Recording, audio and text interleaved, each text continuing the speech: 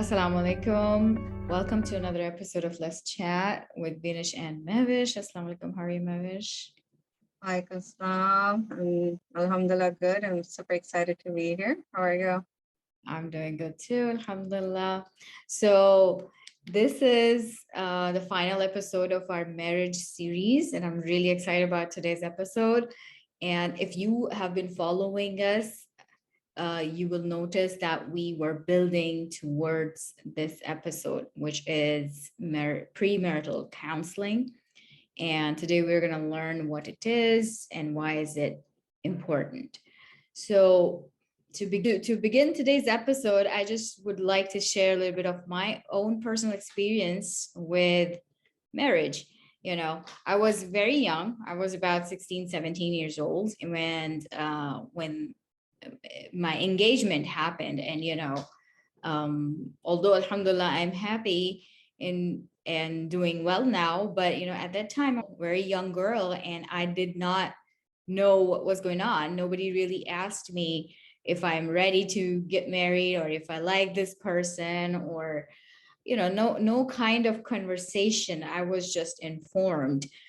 So let alone going to a premarital counseling, let alone having a conversation with my future spouse about compatibility, about our ideas, our vision, our goals in life and stuff like that.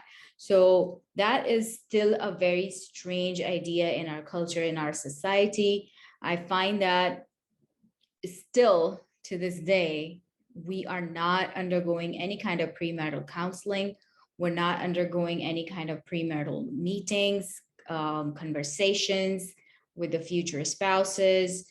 No communication of that sort is happening. And on top of that, if someone wants to do that, they're discouraged.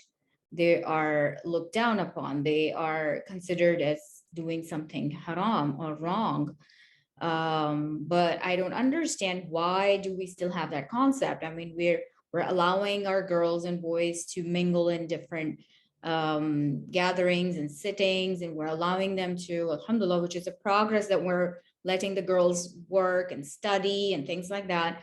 But then still, with this person you are supposed to live your whole life with, you're not allowed to sit with them and talk to them, which can be very easily done in the presence of another adult, because I understand the issue of two non-mahrams being alone in a private space. You can meet in a variety of public places. You can be with another trusted adult in your life. So there are many ways we can actually do these things if we want to. And then, we not only that we discourage all of that, we shut up our kids or the newlywed couple when they come to us with some problems. And that's why I see how our society is full of dysfunctional marriages, increasing in divorce rate. When we complain about all these things, we don't want to find solutions. So that's a very bad habit our society has, where we just want to talk about problems. We enjoy those conversations, like whining and crying about, we're having this, people don't have patience, they just go for divorce right away, or etc. There are many things we just want to talk about. But when you bring a solution to the people, or you encourage them to find a solution, they really don't want to go further in that conversation. So today we want to be a part of solution, inshallah. We want to bring out this idea of premarital counseling. We're going to talk about what it is. We're going to talk about why it's important.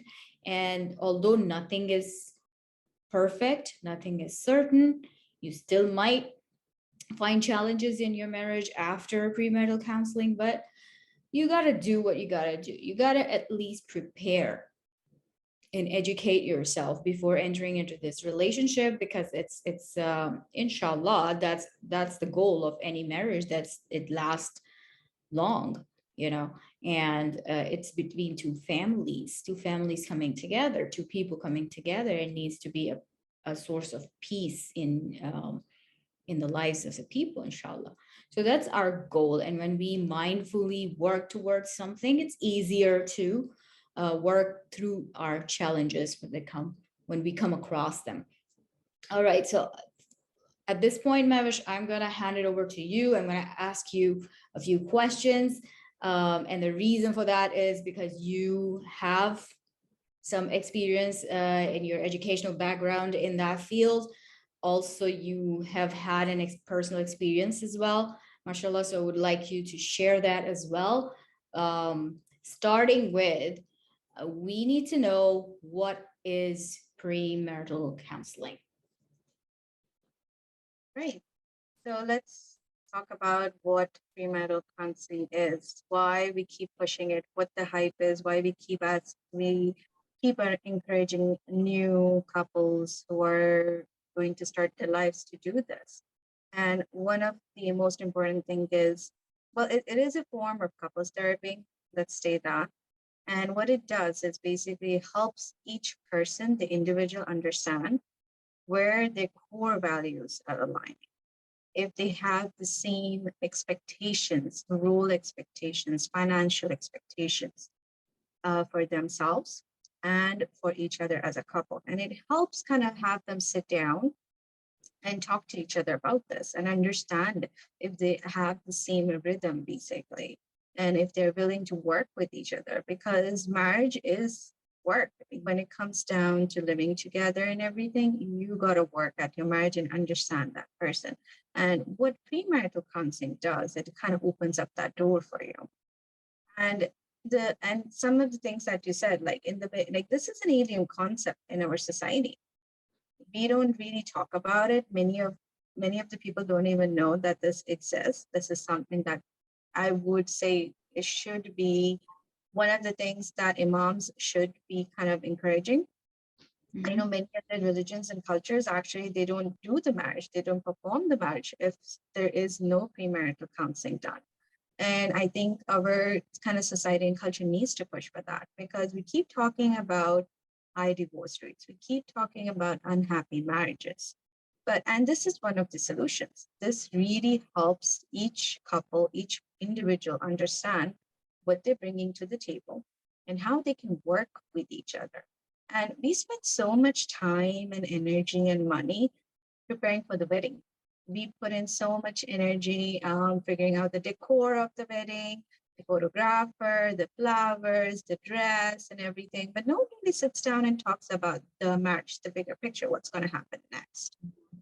And premarital counseling basically does that. And one of the things that's really important to understand is that even if you know each other for a long time, this is still like some couples, I would say, who have known each other for a very long time would feel that they don't need premarital counseling, right? They know each other for a very long time. They know everything they need to know.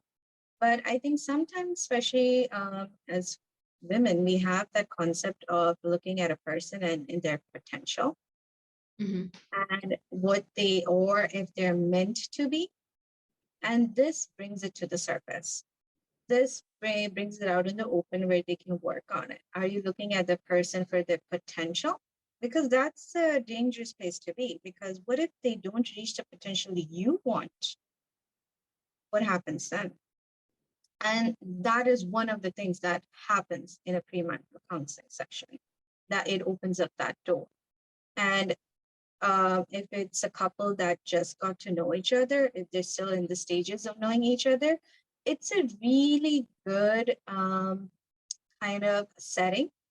And because premarital counseling can be done with a marriage counselor, with an imam, a lot of imams are starting to do this. And it's such a great setting where you have someone sitting down with you, mediating and kind of guiding you to what marriage is going to be like. And I can't encourage it enough. I would say. Like, this is one of the things I always talk about, because I talk to people who um, have a lot of issues in their marriage. And my first question is, well, didn't you talk about this before marriage? Mhm, And they're like, no, we didn't really think about this. mhm. And there are many big issues that are occurring in the marriage afterwards because they didn't talk about this, and their expectations were very, very different. And inshallah, we have a surprise for you guys on this subject. So, pretty excited for that. And those are some of the reasons that I would definitely say that premarital counseling is so very important. Inshallah, we have a surprise for you guys, and I'm really excited about that and can't wait for. So you got to watch to the end so you know what we're planning to do, inshallah. Good, good. Yep. Make sure you guys watch till the end of this video for the surprise, inshallah. Okay, so that's so cool.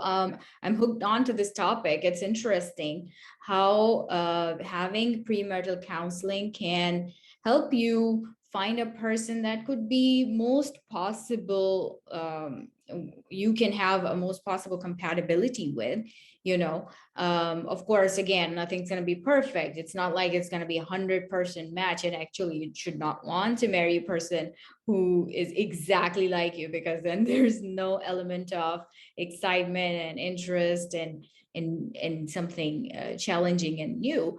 But there has to be some compatibility. Some core values need to match so you can get along well with each other.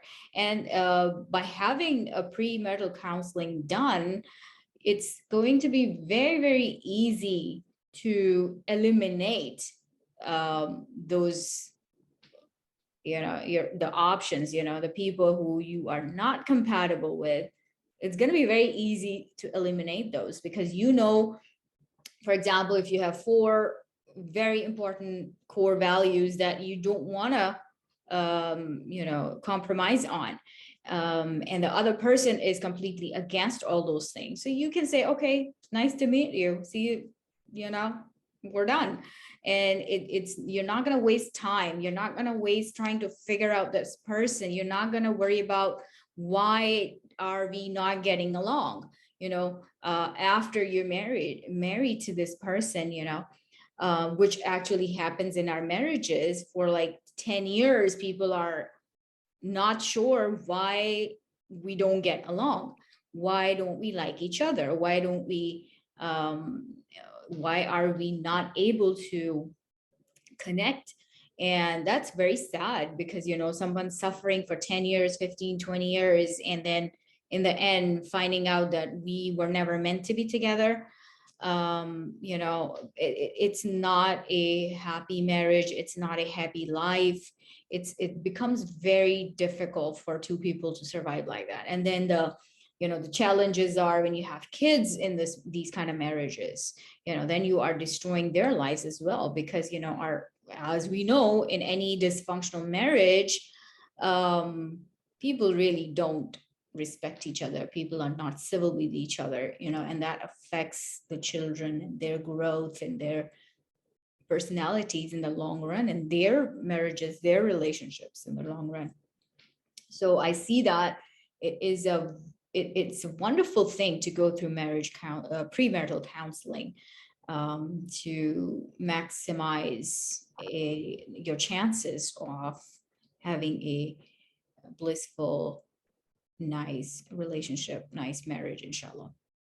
I agree. And there are so many times that we also tend to say, like, I wish I'd known this earlier. Yeah. I wish someone had sat down with me and told me that this is how marriage is going to look like and what I should do. So this kind of setting, this premarital counseling sessions are about that. It is about someone sitting down with you and guiding you through that process and giving you solutions, providing you the solutions, what you can do about this. Because as you mentioned, no one is perfect. Every individual coming into the marriage is coming with their own baggage, with their own learned behaviors. And then it comes down to how each person is interacting with each other. Because we all have our styles of communication, we all have our styles of conflict resolution. Are you the type of person who's going to shut down in an argument? Or are you going to give a silent treatment? Or are you going to get really, really hostile? And those are some of the red flags that are raised in a session. And also, solutions are given. So, for example, if there is a person who's really hostile and they are the kind of person who's just going to go on and on and on and stonewall you and not listen to anything you have to say, how do you work with that person? If you're alone and you're in an argument with a person who does that, what are you going to do? And when that pops up in a session, then you are going to be given the tools about what you can do about this. How that person themselves, Mhm. how he can calm himself down, how he can even be aware that he is doing this and how it's affecting the other person. And that Mhm. is some of the things that would happen in a counseling session. And also, there are so many topics that would be popping up to the surface, and that just helps create a very good foundation for the marriage, kind Mhm. of strengthen that relationship, especially as you mentioned that sometimes there are two people bought into a relationship and they're not compatible. It might be arranged by the parents. They could be like, okay, this guy is really good. He has a good family. He has a good job. I think he's great for my daughter. But when they're sitting down talking to each other, they have nothing in common. They have no compatibilities, no core same or alignment. So what do we do with that? That's not a marriage that is going to be successful because there's no middle ground for them to be on. And that's Yeah. something that when they're sitting down talking to each other, it's going to be something that they're going to be aware of. And also something they can relate to the parents, like, this is not going to work out for us. Okay? Mhm. And these sessions give you that opportunity. Yeah. Yeah. So there's a reason why it's called premarital counseling. It's kind of give you an outlook of how marriage is going to be on a day-to-day basis, but like an idea, like a quick view of things are going to happen, arguments are going to happen, differences of opinions are going to happen, but how do you move past all those hurdles in your life, in your relationship?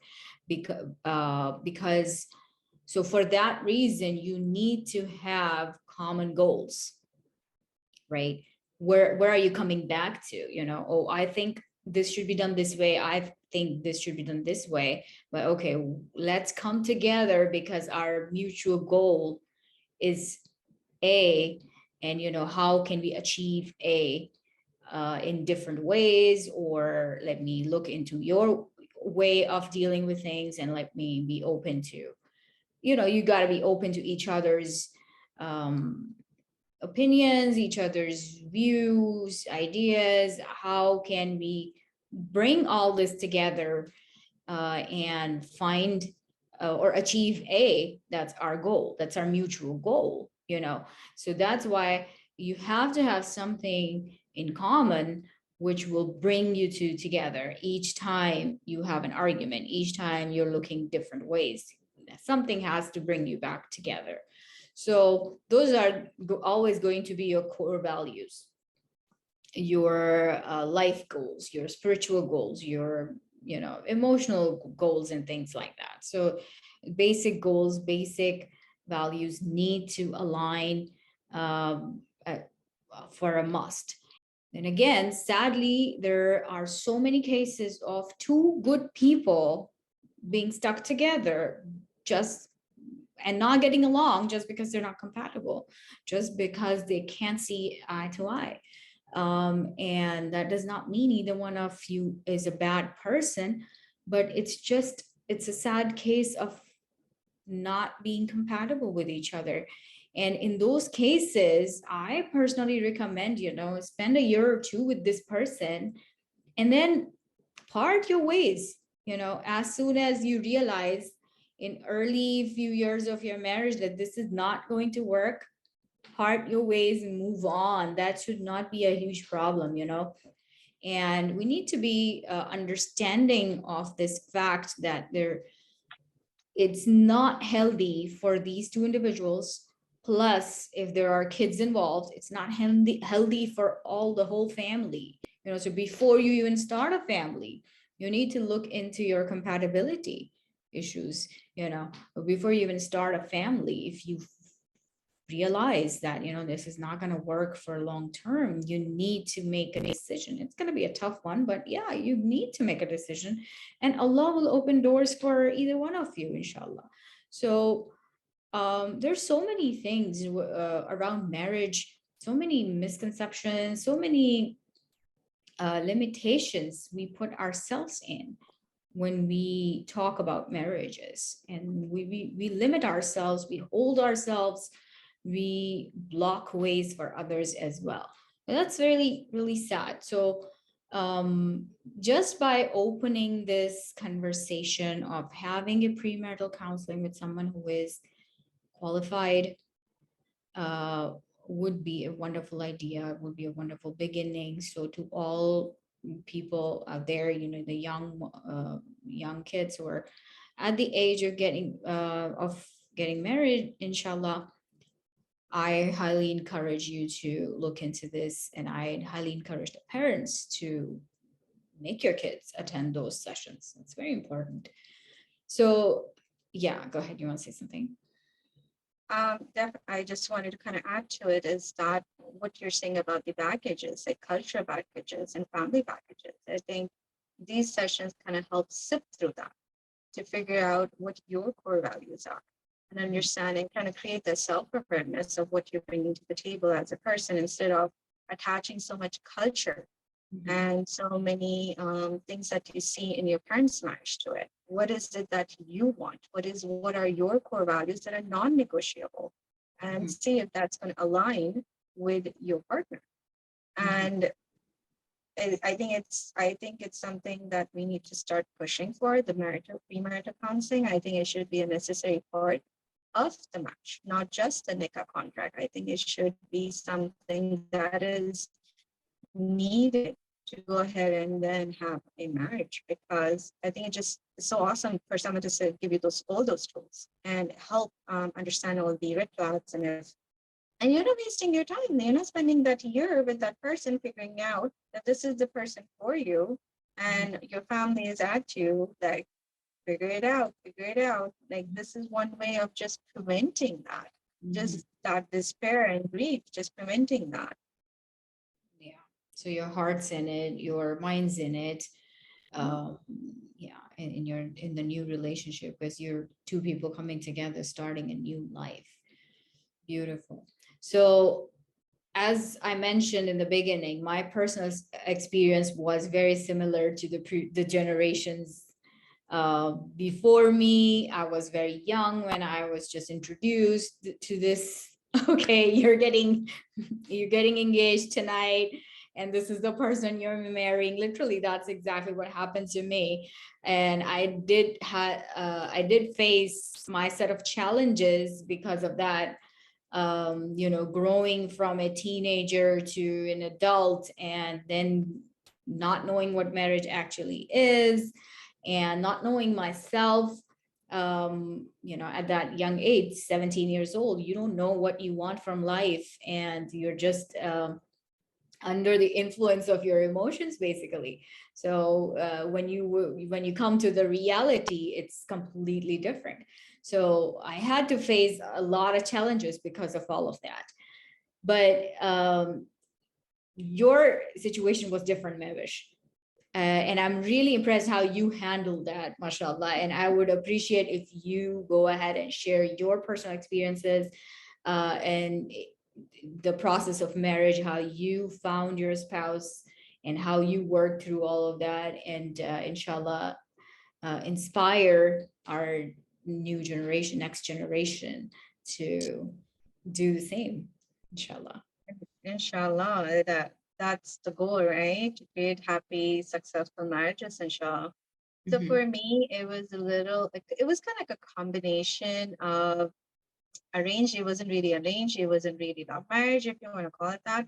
Um, Basically, I found my husband through an online database. It's like an online shadi website where I found his profile. We spoke to each other, and then I liked our first conversation, and we had a second conversation, and then I involved our parents in that I'm interested in this person. And that's how it kind of moved forward. We had a few conversations after my parents spoke to each other and everything. But before we got to his profile, it was basically a year, quite a few years of figuring out. Mhm. And Alhamdulillah, I had the opportunity of learning, basically attending classes about marriages, about because I was doing my bachelor's in family sciences, and quite a few courses are on marriage and what to do and how to counsel on that. And I picked up quite a few ideas. So literally, I would have a set of questions Mhm. for my prospective spouse, and just to see if our values aligned, if we were on the same spiritual level, and if we were willing to grow, and if we had the same vision for not just us as a couple, but for ourselves as an individual. Mhm. Because as we have kind of mentioned, your individual growth doesn't stop after marriage. And I had a few goals for myself after marriage, and he had a few goals for himself, and then us as a couple. So and I had a few non-negotiables, deal breakers, basically. So I kind of had an idea of what I really wanted. And I knew what I wanted to compromise on, what I was flexible on. If it didn't happen, it was okay. I could work with it. And if some things didn't happen, I was not okay with it. That was the deal breaker for me. And that really helped kind of sift through different profiles. Basically, like we spoke, my parents would speak to some other people. And it's interesting how parents are definitely looking at a guy very, very differently than I am, right? Because for them, it's if the person is learned, if they have a good education, if have good family background, if they have a good job, then that's it. They're good. They don't really think about compatibility. And we would have so many conversations on that, because I would be like, I love traveling. And this person hates traveling. Mhm. He doesn't want to travel. He would rather either go back home and visit his family in India, and that's it. That's his idea of traveling. And that's not something I am okay with. So even though it sounded silly to them, for me, it was very important. That was almost a deal breaker for me, that he needs to love traveling, because that's something I'm passionate about. There were many other things that I was flexible on, and they just couldn't understand. They just didn't understand why you are saying no to a guy that based on traveling, really. He is a Mhm. good guy and everything, but obviously there was more to it, because it was not just the traveling part. There were other few things that I wasn't okay with, and they just didn't understand.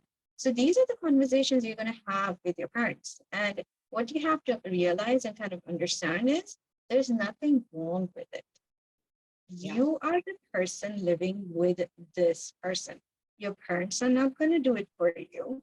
The Mhm. society is not going to do it for you. The neighbors, your friends, no one, the log are not going to be living in that marriage with you. You Mhm. are going through this marriage. You are the one who have to figure it out. And they would say things like, "Oh, why are you so worried? We are going to help you out. We're going to help you out." Yes, you're going to help me out with advice, and most of that advice is going to look like, "Well, you're married. Figure it out. This is just how it is." And Yeah. I knew I had that kind of an idea of it, because I've seen it in marriages, and I didn't want to put myself through it. So it Mhm. was easier for me to have some tough conversations with my parents. And these were not easy conversations. These were very, very, very hard conversations that had to be repeated quite often. And it took them a long time to understand where I was coming from.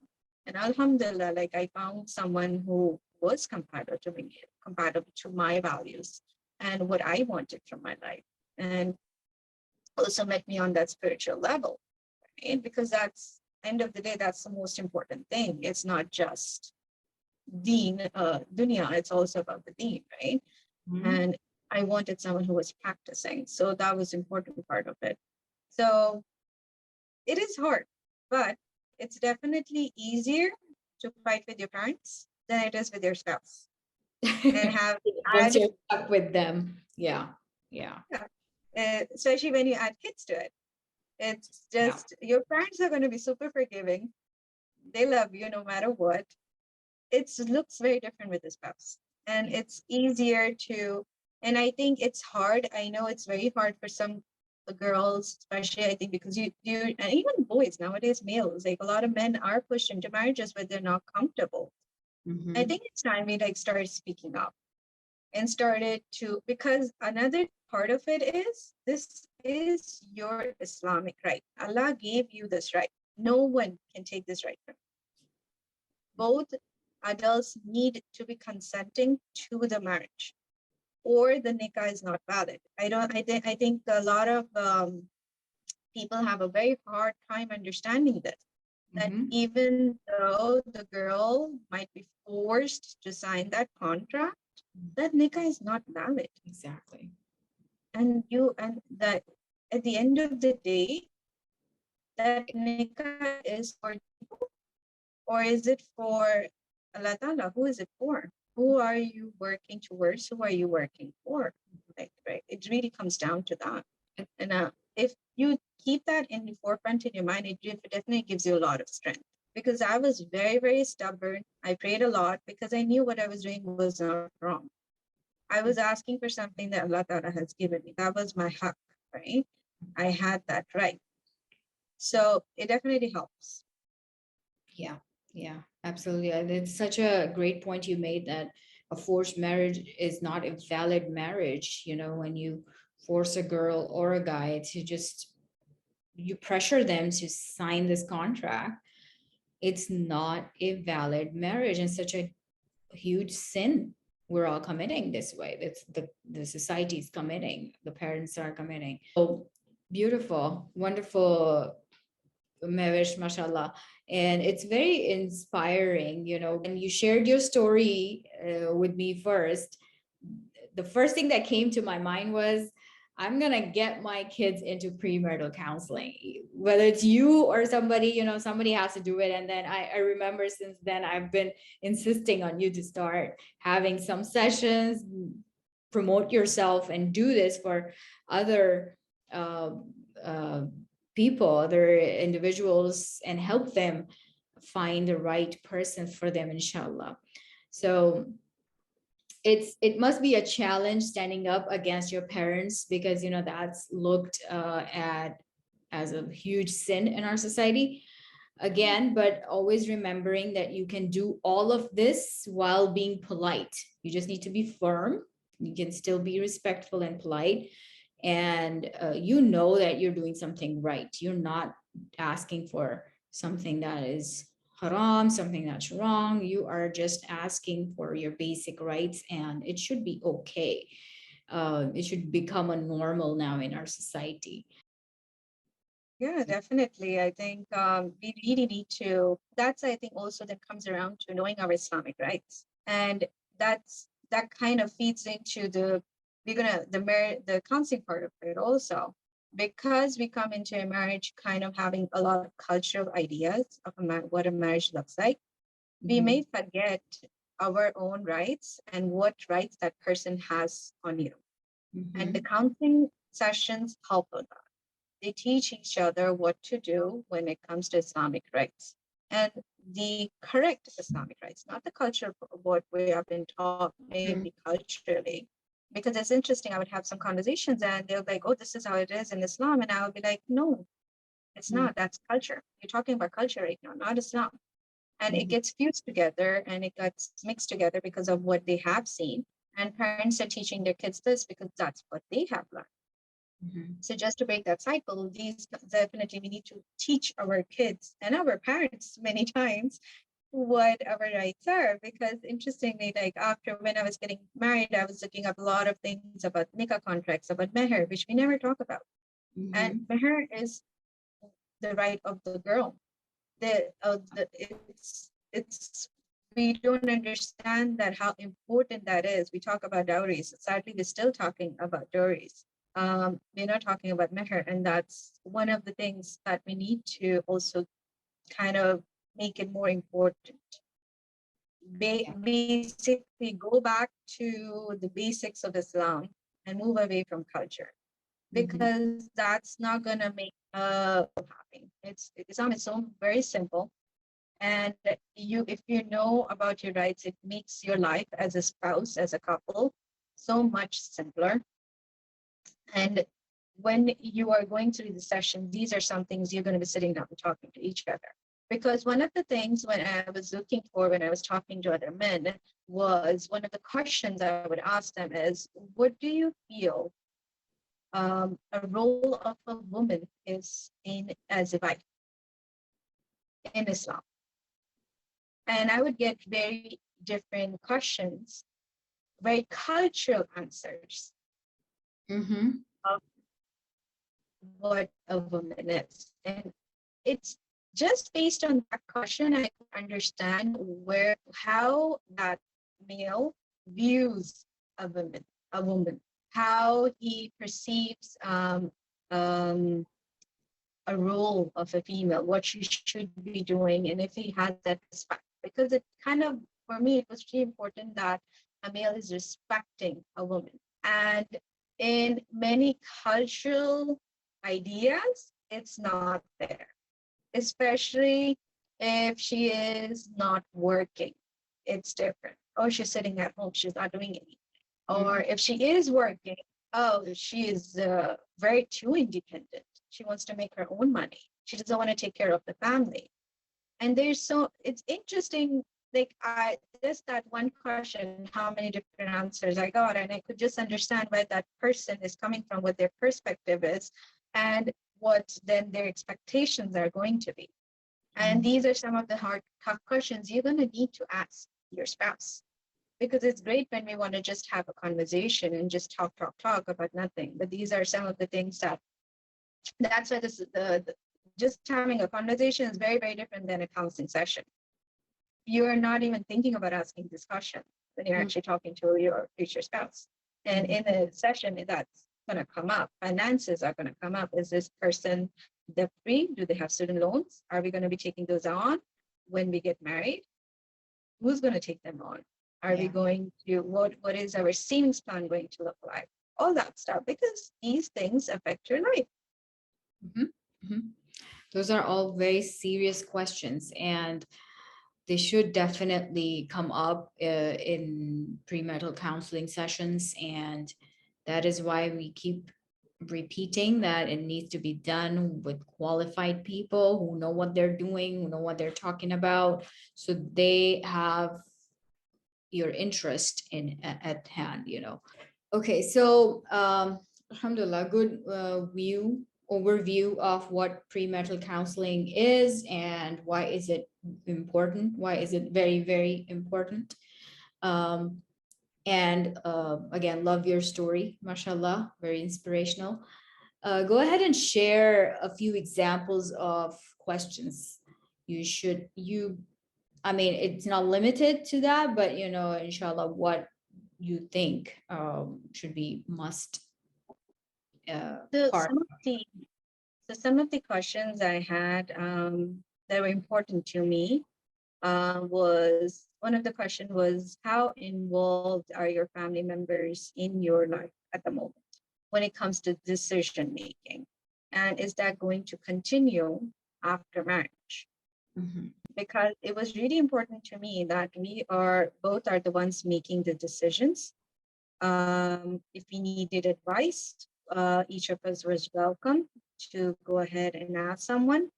But when it came down to it, it shouldn't be some other person not in the marriage making that decision.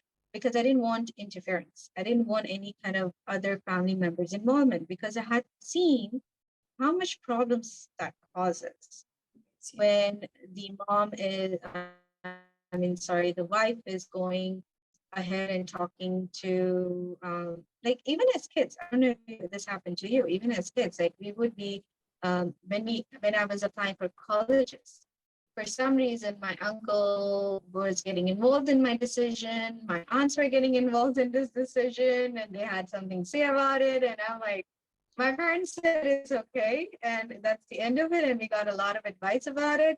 And alhamdulillah, my parents knew what I was doing. So they're like, we trust her, it's okay. But what I'm saying is the more people that get involved, the more Yeah. problems there are. And it's more confusing.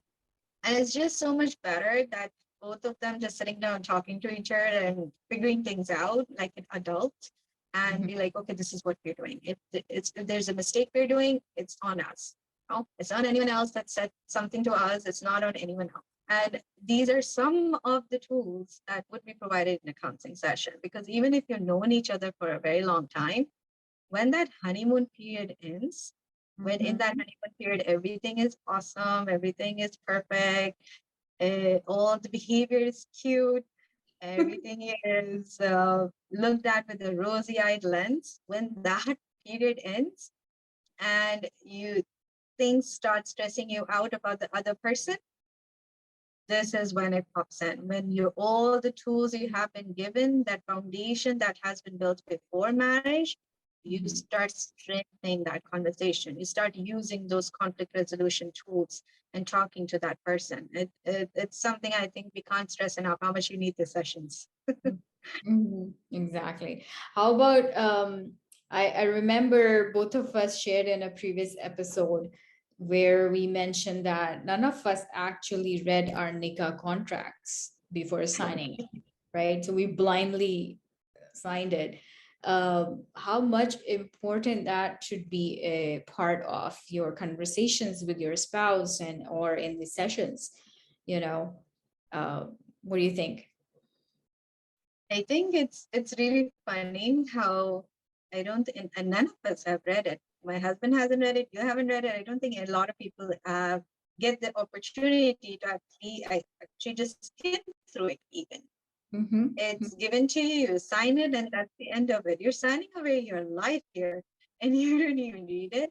It's really interesting how we do that, and I think that should be part of one of the sessions that where you're talking about the nikah contract, what's in it, because you can actually add to the nikah contract. You can take out things, you can add to it. And many people don't know this. I didn't know this until I was kind of learning about the nikah contract and why it's important, etc. I found out that you can actually add things to it. And Yeah. of course, you have to be very aware of what you're adding because it could break it. But it's interesting how much we don't know about these important things. We are so busy during a marriage with the decorations and the flowers and the dresses and the mehndi and the dholkis and all that. We Yeah. don't really pay a lot of attention to the important details. And that's where the problem arises. When everything, all of that light and extravagance is finished, Mm-hmm. you forgot many important details. You didn't build that as foundation. Mm-hmm. Mm-hmm. And that's the cause of many problems in marriages, especially because when we focus on those short-lived joys of the marriage, make for sure, you need to celebrate that union, but you need to also remember that it's only like a few days worth of shore sharaba, music, colors, party, fun. It's very short lived. What's coming after is the bigger part, is the more important part where you need to focus more, where you need to invest in more. So, if you are holding back from these sessions just because you don't want to pay $1,000, maybe, but then you spend like 50, $60,000 on a wedding that's only going to last that if those events, those are only going to last like 3 4 days. That does not make any sense to me. So you need to shift your focus from those distractions to the actual um, part of marriage, which is coming ahead and so important.